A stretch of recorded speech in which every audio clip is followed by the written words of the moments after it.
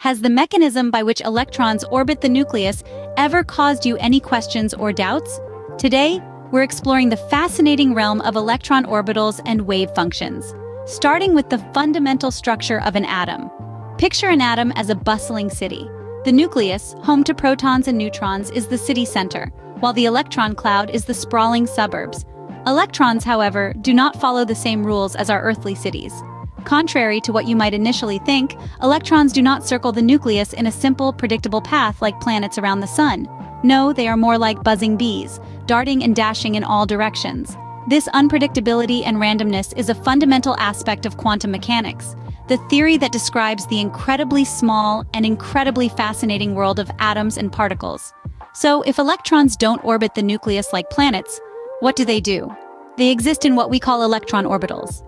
Now you might be wondering, what are electron orbitals? Well, it's not as complex as it sounds. Let's begin by imagining an atom. Picture it as a bustling city with electrons darting about like cars on a highway. These highways, or routes that the electrons take, are what we call electron orbitals. These are regions within an atom where electrons are most likely to be found. They are not fixed paths, but rather probability clouds, indicating where you might find an electron if you were to look. But not all highways are the same, right? Similarly, there are various types of orbitals, the s, p, d, and f orbitals, each with its own unique shape and size. The simplest, the s orbital, is spherical.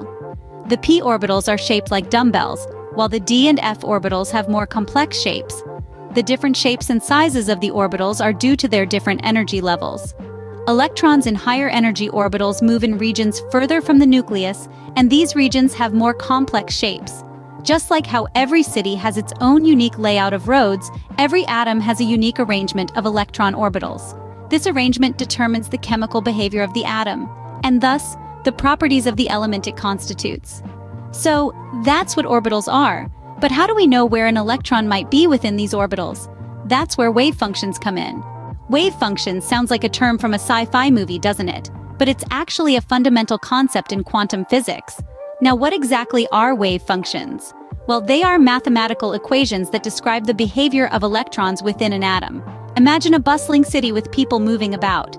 Now imagine if you could make an equation that could predict where any person would be at a certain time. That's what wave functions do, but for electrons. This all ties into the field of quantum mechanics, a realm of physics that deals with the smallest particles in the universe. Quantum mechanics allows us to calculate the probability of finding an electron in a certain place at a certain time. It's kind of like a cosmic game of hide and seek, where the electron is always hiding and we're always seeking. But remember that in quantum mechanics, nothing is certain. We can only talk about probabilities. So when we say we're predicting an electron's location, what we're really doing is calculating the odds of finding it in a certain place.